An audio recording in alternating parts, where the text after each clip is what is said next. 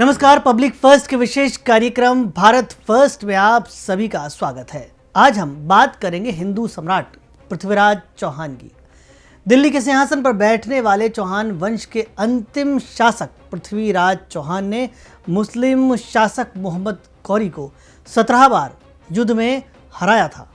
ऐसे महाप्रतापी थे सम्राट पृथ्वीराज चौहान।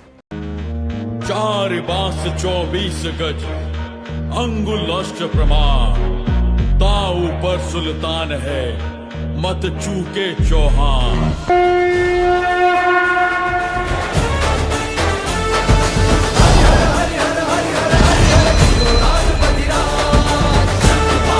विजयी भव।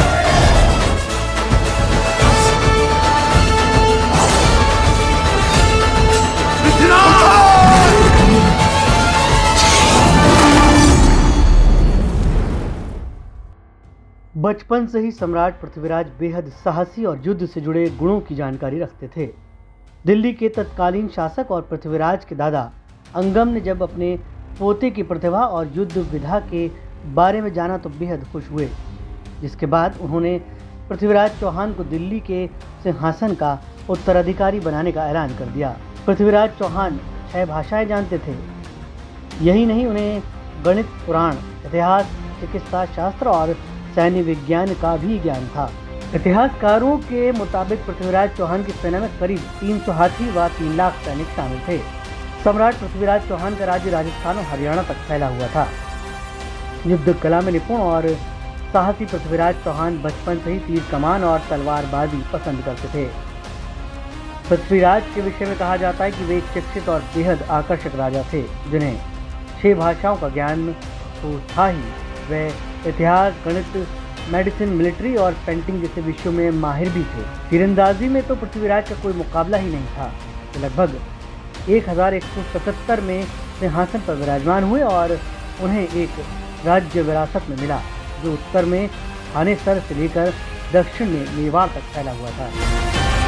थानेसर कभी 7वीं शताब्दी के शासक हर्ष की राजधानी थी। कुछ सालों में उन्होंने प्रशासन पर नियंत्रण कर लिया। सत्ता संभालने के कुछ समय बाद उनका पहला विद्रोह नागार्जुन नाम के अपने चचेरे भाई से हुआ था। उन्होंने सिंहासन पर अपना दावा किया था। विद्रोह को पृथ्वीराज ने कुचल दिया। उन्होंने कन्नौज के गढ़वाल शासक जयचंद्र के साथ भी संघर्ष किया। जयचंद्र पृथ्वीराज चौहान की बढ़ती महत्वाकांक्षाओं और क्षेत्रीय विस्तार की तलाश पर अंकुश लगाना चाहते थे। पृथ्वीराज चौहान के पिता सोमेश्वर चौहान अजमेर के राजा थे। पृथ्वीराज की मां महारानी कर्पूरा देवी स्वयं एक वीरांगना थी। पृथ्वीराज का जन्म उनके माता पिता के विवाह के 12 वर्षों के पश्चात हुआ। ये राज्य में खलबली का कारण बन गया और राज्य में उनकी मृत्यु को लेकर जन्म समय से ही षड्यंत्र रचे जाने लगे, परंतु वे बचते चले गए। फिर मात्र 11 वर्ष की आयु में पृथ्वीराज के सिर से पिता का साया उठ गया था। उसके बाद उन्होंने अपने पिता की मृत्यु के पश्चात दिल्ली और अजमेर का शासन संभाला और उसे कई सीमाओं तक फैलाया भी था। इसके लिए वे सिंध, मुल्तान और पंजाब पर अधिकार कर गजना और घुर के अपने प्रभुत्व को पूरा करने के लिए अपने साम्राज्य को मजबूत करना चाहते थे। 1190 के अंत में मोहम्मद गौरी ने भटिंडा पर कब्जा कर लिया। भटिंडा ने पृथ्वीराज के साम्राज्य का एक हिस्सा बना लिया। मोहम्मद गुर द्वारा सीमा पर छापेमारी तेजी से बढ़ गई, इसलिए दिल्ली में चौहान के प्रतिनिधियों ने पृथ्वीराज से सहायता का अनुरोध किया। इसके परिणाम स्वरूप पृथ्वीराज ने तुरंत मोहम्मद गौरी के खिलाफ मोर्चा खोल दिया। 1190 में दोनों सेनाएं तराओरी जी की अब हरियाणा राज्य में है वहां मिली। यह दिल्ली से लगभग 70 मील उत्तर में थी। भीषण युद्ध में मोहम्मद गौरी गंभीर रूप से घायल हो गया और उसकी सेनाएं अव्यवस्थित रूप से पीछे हट गईं। मोहम्मद गुर ने फिर फारसियों, अफगानों और तुर्कों सहित एक मजबूत सेना खड़ी और 1192 में वह फिर से तराओरी पर आगे बढ़ा। युद्ध में मोहम्मद गौरी ने पृथ्वीराज की अग्रिम पंक्तियों को परेशान करने के लिए घुड़सवार तीरंदाजों का इस्तेमाल किया। भारी घुड़सवारों ने पृथ्वीराज की सेना को नष्ट कर दिया। बहरहाल पृथ्वीराज चौहान के नाम की भी अपनी ही एक कहानी है। इतिहासकारों के मुताबिक पृथ्वीराज के जन्म के बाद उनके पिता राजा सोमेश्वर ने अपने पुत्र के भविष्य फल को जानने के लिए विद्वान पंडितों को बुलाया। जहां पृथ्वीराज का भविष्य फल देखते हुए पंडितों ने उनका नाम पृथ्वीराज रखा था और कहा था कि ये बालक पृथ्वी पर राज करेगा। विद्वानों का मानना है कि पृथ्वीराज चौहान बचपन से ही तीक्ष्ण बुद्धि और प्रतिभाशाली थे। पृथ्वीराज चौहान की प्रारंभिक शिक्षा राजस्थान के अजमेर में सरस्वती कंठाभरण विद्यापीठ में हुई थी। वर्तमान में ये विद्यापीठ 2.5 दिन का झोपड़ा के एक ऐतिहासिक स्थल के रूप में प्रसिद्ध है। पृथ्वीराज को संस्कृत, प्राकृत, मगधी, पेशाचिक, शोर और अपभ्रंश भाषाओं का ज्ञान था। इसके अलावा विद्यापीठ में रहते हुए अपनी परंपरागत शिक्षा के साथ वेदांत, पुराण, इतिहास, सैन्य विज्ञान, मीमांसा और चिकित्सा की शिक्षा भी उन्होंने प्राप्त कर ली थी। पृथ्वीराज चौहान की शिक्षा ने उन्हें एक बहुमुखी प्रतिभाशाली व्यक्ति बनाया, जो युद्ध के मैदान में भी उतना ही कुशल था जितना कि राज दरबार में। उनकी शिक्षा ने उन्हें अपने साम्राज्य का कुशलतापूर्वक शासन करने और अपने राज्य की रक्षा करने में मदद की। आज भी उन्हें एक महान योद्धा और एक कुशल शासक के रूप में याद किया जाता है। लेकिन उनकी जिंदगी का दूसरा पहलू भी है। चंद्र बरदाई लिखते हैं कि पन्ना रे नामक एक प्रसिद्ध चित्रकार के द्वारा बनाया गया रानी संयोगिता का चित्र जब मैंने महान सम्राट पृथ्वीराज को दिखाया तो वो चित्र को देखकर रानी संयोगिता पर सम्मोहित हो गए और रानी से प्रेम करने लगे। इसी तरह रानी संयोगिता ने पृथ्वीराज चौहान की बहादुरी और युद्ध के बारे में सुना तो रानी संयोगिता मन ही मन पृथ्वीराज से प्रेम करने लगी। पृथ्वीराज चौहान ने जब अपने बचपन के मित्र चंद्र बरदाई से रानी संयोगिता से मिलने की इच्छा जताई तो चंद्र बरदाई ने ये बताया कि रानी संयोगिता हमारे शत्रु राजा जयचंद की पुत्री हैं, जो आपसे बहुत ईर्ष्या करते हैं। आपको रानी संयोगिता से मिलने नहीं देंगे, पर है राजन एक तरीका जिससे आप रानी से मिल सकते हैं। मैंने एक संदेश सुना है कि राजा जयचंद ने अपने राज्य में कन्नौज में अपने शक्ति प्रदर्शन के लिए राजसूय यज्ञ के आयोजन का निश्चय किया है और उसी दिन रानी संयोगिता का स्वयंवर भी था, जिसमें आसपास के सभी राजाओं को आमंत्रित किया गया था। लेकिन राजा जयचंद्र ने पृथ्वीराज को छोड़कर बाकी सभी राजाओं को रानी संयोगिता के स्वयंवर के लिए बुलाया और इसी के साथ अपने दरबार में पृथ्वीराज का अपमान करने के लिए एक पृथ्वीराज चौहान जैसी दिखने वाली मूर्ति अपने दरबार में लगवा दी। लेकिन जब पृथ्वीराज को पता चला कि स्वयंवर के लिए उन्हें नहीं बुलाया गया है तो पृथ्वीराज अपने घोड़े पर सवार होकर राजा जयचंद के दरबार पहुंच गए। पृथ्वीराज चौहान ने अपनी असाधारण वीरता और युद्ध कौशल से सभी को पराजित कर दिया। संयोगिता ने पृथ्वीराज चौहान को माला पहनाई और दोनों ने एक दूसरे का हाथ थाम लिया। इस तरह रानी संयोगिता और सम्राट पृथ्वीराज चौहान का विवाह संपन्न हुआ। हालांकि पृथ्वीराज चौहान ने अपने जीवन में कई राजकुमारियों से विवाह किया था। उनकी पहली पत्नी सौगंधा थी, जो गुजरात के राजा की पुत्री थी। उनकी दूसरी पत्नी चंद्रलेखा थी, जो कान्यकुब्ज के राजा की पुत्री थी। उनकी तीसरी पत्नी विमला थी, जो मालवा के राजा की पुत्री थी। पृथ्वीराज चौहान एक धर्मनिष्ठ राजा थे, जिन्होंने अपने शासनकाल में अनेक मंदिरों का निर्माण करवाया था। वे अपनी प्रजा के प्रति सदैव दयालु और उदार भाव रखते थे। उनके शासन के दौरान अजमेर समृद्धि और शक्ति के शिखर पर पहुंच गया था। बहरहाल पृथ्वीराज चौहान और संयोगिता की प्रेम कहानी इतिहास में एक अमर प्रेम कहानी बन गई। उनकी प्रेम कहानी इस बात का सबूत है कि सच्चा प्यार किसी भी बाधा को पार कर सकता है। पृथ्वीराज चौहान का जीवन वीरता, साहस और अदम्य शौर्य का प्रतीक है। उनकी कहानियाँ आज भी लोकगीतों और कथाओं में जीवित हैं, जो उनके अमर बलिदान और शौर्य की याद दिलाती हैं। पृथ्वीराज चौहान भारत के इतिहास का एक गौरवपूर्ण नाम है, जिन्हें कभी भुलाया नहीं जा सकता। पृथ्वीराज तृतीय को ही देश पृथ्वीराज चौहान के नाम से जानता है। भारत के महावीर नाम से जाने जाने वाले हिंदू क्षत्रिय राजा पृथ्वीराज चौहान 12वीं सदी के वीर पराक्रमी नायक थे।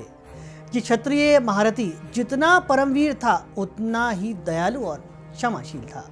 पराक्रम और साहस जिनके हथियार थे, दया करुणा जिनके श्रृंगार, जिसने अपने पराक्रम से हिंदुस्तान के गौरव में बेहिसाब इजाफा किया, लेकिन हाथ आए शत्रु के साथ दया तथा विनम्रता करने की भूल भी कर दी।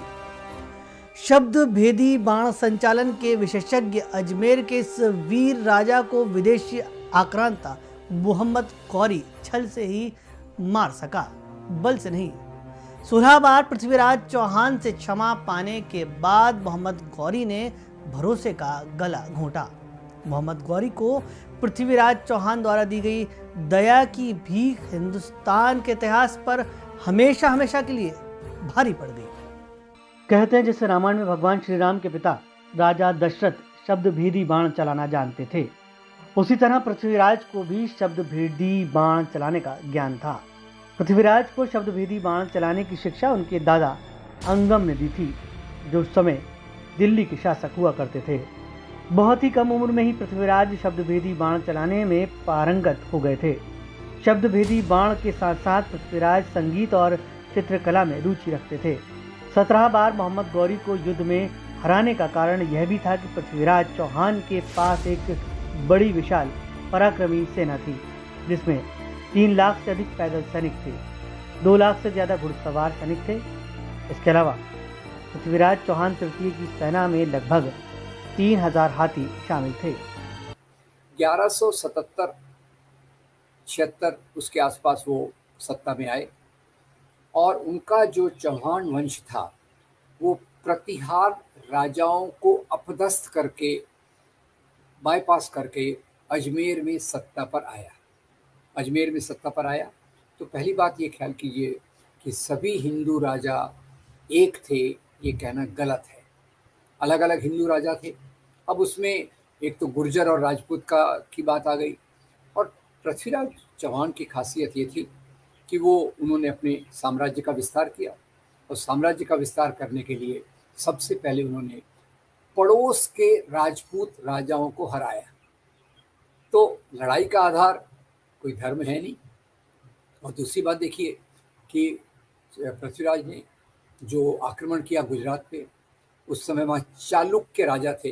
पृथ्वीराज चौहान की बहादुरी और वीरता की वास्तविक कहानी को इतिहास की किताबों में कभी जगह नहीं मिली, जबकि औरंगजेब, अकबर, हुमायूं और बाबर जैसे इस्लामी आक्रांताओं को महिमा मंडित किया जाता रहा। भारत इस दौर में दुनिया के सबसे धनी देशों में से एक था। दुनिया के हर आक्रमणकारी की नज़र भारत पर थी। मोहम्मद गौरी जैसे आक्रमणकारी इन संसाधनों को लूटना चाहते थे। यही वजह थी कि 1192 में तराइन की पहली लड़ाई के 1 साल बाद वह फिर से पृथ्वीराज चौहान से लड़ा, लेकिन इस बार वह छल की वजह से लड़ाई जीतने में कामयाब हो गया। उन्होंने विदेशी हमलावर मोहम्मद गौरी को 16 बार युद्ध में पराजित किया और उदारता दिखाते हुए हर बार जीवित छोड़ दिया। लेकिन जब 17वीं बार वे पराजित हुए तो मोहम्मद गौरी ने उन्हें नहीं छोड़ा, तो उन्हें अपने साथ अफगानिस्तान ले गया और उनकी आंखें फोड़ दी। कुछ समय बाद पृथ्वीराज चौहान के बाल सखा और कवि चंद बरदाई उनसे मिलने अफगानिस्तान गए। वहां पहुंचकर बरदाई ने मोहम्मद गौरी को पृथ्वीराज के शब्द भेदी बाण चलाने की कला के बारे में बताया, लेकिन गौरी को उनकी बात पर यकीन नहीं हुआ और उसने उनके शब्द भेदी बाण का कमाल देखना चाहा। चंद बरदाई ने अपनी योजना के मुताबिक पृथ्वीराज को तीर कमान देकर अपनी आंखों से ये कला देखने की बात कही। मूर्ख मोहम्मद गौरी ने ऐसा ही किया। जब पृथ्वीराज चौहान के हाथ में तीर कमान आया तो चंद बरदाई ने पृथ्वीराज चौहान के सामने 4 पंक्तियां कहीं। 4 बांस 24 गज, अंगुल अष्ट प्रमाण, ता ऊपर सुल्तान है, मत चूको चौहान। पृथ्वीराज चौहान ने सुनते ही तीर चलाया और वो तीर सीधा मोहम्मद गौरी के सीने में जा धंसा। इसके बाद चंद बरदाई और पृथ्वीराज ने भी एक दूसरे के पेट में छुरा घोंपकर आत्म बलिदान दे दिया। 1192 ईस्वी में ये घटना जिस दिन घटी थी, उस दिन बसंत पंचमी का दिन था। पृथ्वीराज चौहान जहां अपनी जमीन के लिए सर्वोच्च बलिदान देने को हमेशा तैयार रहते थे, वहीं कुछ भारतीय राजा सत्ता की लालच के लिए दुश्मनों से भी हाथ मिलाने के तैयार थे। उनकी लालच की वजह से मोहम्मद गौरी दूसरी लड़ाई हार गए। उस वक्त कन्नौज के राजा जयचंद की गद्दारी ने देश की तस्वीर बदल दी। जयचंद पृथ्वीराज चौहान के मौसेरे भाई थे। जयचंद चाहता था कि वह दिल्ली की सत्ता किसी भी कीमत पर हासिल कर ले। इसी वजह से उसने ऐसा षड्यंत्र रचा कि मोहम्मद गौरी से जा मिला। मोहम्मद गौरी का समर्थन हासिल करने के बाद उसे लगा कि अब दिल्ली की गद्दी उसी की है। मोहम्मद गौरी की दोस्ती जयचंद पर भारी पड़ी। मोहम्मद गौरी ने युद्ध के तत्काल बाद जयचंद को मार डाला। पृथ्वीराज चौहान दिल्ली की गद्दी के आखिरी हिंदू सम्राट थे। ये क्षत्रिय महारथी जितना परमवीर था, उतना ही दयालु और क्षमाशील था। उन्होंने विदेशी हमलावर मोहम्मद गौरी को 16 बार युद्ध में पराजित किया और उदारता दिखाते हुए हर बार जीवित छोड़ दिया। लेकिन जब 17वीं बार वे पराजित हुए तो मोहम्मद गौरी ने उन्हें नहीं छोड़ा। अपने राज्य के विस्तार को लेकर पृथ्वीराज चौहान हमेशा सजग रहते थे और इस बार अपने राज्य विस्तार के लिए उन्होंने पंजाब को चुना था। इस समय संपूर्ण पंजाब पर मोहम्मद शाहबुद्दीन गौरी का शासन था। वो पंजाब के ही भटिंडा से अपने राज्य पर शासन करता था। मोहम्मद गौरी से युद्ध किए बिना पंजाब पर शासन नामुमकिन था। तो इसी उद्देश्य से पृथ्वीराज ने अपनी विशाल सेना को लेकर गौरी पर आक्रमण कर दिया।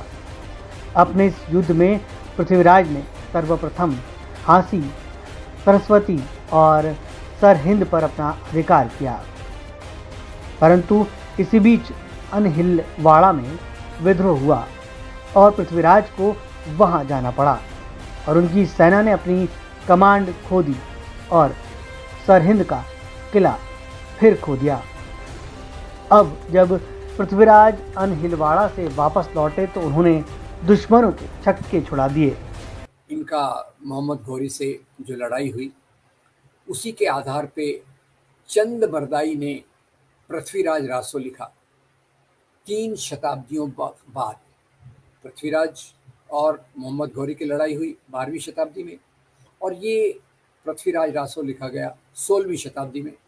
इसमें कल्पना का बड़ा अंश है, पोएटिक लिबर्टी ली गई है और पृथ्वीराज संयोगिता के रोमांस को बताया गया है, और पृथ्वीराज के जो दूसरी चीज़ें हैं संयोगिता के साथ साथ उनकी जो मोहम्मद गौरी के साथ जो लड़ाई थी, उसको एक रंग देने की कोशिश की गई पृथ्वीराज की बहादुरी की, क्योंकि पहली तराई की पहली लड़ाई जो 1151 में हुई, उसमें पृथ्वीराज जीत गए थे, मोहम्मद गौरी हार गया था। फिर 1192 में फिर से लड़ाई हुई, उस लड़ाई में पृथ्वीराज हार गए। युद्ध में केवल वही सैनिक बचे जो मैदान से भाग खड़े हुए। इस युद्ध में मोहम्मद गौरी भी अधमरा हो गया, परंतु उनके एक सैनिक ने उनकी हालत का अंदाज़ा लगाते हुए उसे घोड़े पर डालकर अपने महल ले गया और उनका उपचार कराया। इस तरह युद्ध परिणामहीन रहा। युद्ध सरहिंद किले के पास तराइन नामक स्थान पर हुआ, इसलिए इसे तराइन का युद्ध भी कहते हैं। इस युद्ध में पृथ्वीराज ने लगभग 7 करोड़ रुपए की संपदा अर्जित की, जिसे उसने अपने सैनिकों में बांट दिया। इस बीच कन्नौज के राजा जयचंद्र को जब मोहम्मद गौरी और पृथ्वीराज के युद्ध के बारे में पता चला तो वो पृथ्वीराज के खिलाफ मोहम्मद गौरी के साथ खड़ा हो गया। दोनों ने मिलकर 2 साल बाद सन 1192 में दोबारा पृथ्वीराज चौहान पर आक्रमण किया। ये युद्ध भी तराइन के मैदान में हुआ। इस युद्ध के समय जब पृथ्वीराज के मित्र चंद बरदाई ने दूसरे राजपूत राजाओं से मदद मांगी, लेकिन उन्होंने भी उनकी मदद से इनकार कर दिया। ऐसे में पृथ्वीराज चौहान अकेले पड़ गए और उन्होंने अपने 3 लाख सैनिकों के द्वारा गौरी की सेना का सामना किया। क्योंकि गौरी की सेना में एक अच्छे घुड़सवार थे, उन्होंने पृथ्वीराज की सेना को चारों ओर से घेर लिया। ऐसे में वे न आगे बढ़ पाए, ना ही पीछे हट पाए और जयचंद्र के गद्दार सैनिकों ने राजपूत सैनिकों का ही संहार किया और पृथ्वीराज की हार हुई। युद्ध के बाद पृथ्वीराज और उनके मित्र चंद्रबरदाई को बंदी बना लिया गया। राजा जयचंद्र को भी उसकी गद्दारी का परिणाम मिला और उसे भी मार डाला गया। अब पूरे पंजाब, दिल्ली, अजमेर और कन्नौज में मोहम्मद गौरी का शासन हो गया। बहरहाल मोहम्मद गौरी से युद्ध के पश्चात पृथ्वीराज को बंदी बनाकर उनके राज्य ले जाया गया। अब वहाँ उन्हें यातनाएं दी गईं और पृथ्वीराज की आंखों को लोहे के गर्म सरियों द्वारा जलाया गया। इससे वे अपनी आंखों की रोशनी खो बैठे। जब पृथ्वीराज से उनकी मृत्यु के पहले आखिरी इच्छा पूछी गई तो उन्होंने भरी सभा में अपने मित्र चंद्रबरदाई के शब्दों पर शब्दभेदी बाण का उपयोग करने की इच्छा प्रकट की और इसी प्रकार चंद्रबरदाई द्वारा बोले गए दोहे का प्रयोग करते हुए उन्होंने मोहम्मद गौरी की हत्या भरी सभा में कर दी। इसके पश्चात अपनी दुर्गति से बचने के लिए दोनों ने एक दूसरे की जीवन लीला भी समाप्त कर दी और जब सहयोगिता ने यह खबर सुनी तो उसने भी अपना जीवन समाप्त कर लिया। पब्लिक फर्स्ट के इस खास कार्यक्रम भारत फर्स्ट में आपने जाना पृथ्वीराज का पराक्रम। आगे हम इसी तरह की कहानियां आपको बताते रहेंगे। आप देखते रहिए पब्लिक फर्स्ट, सर्वदा भारतीय।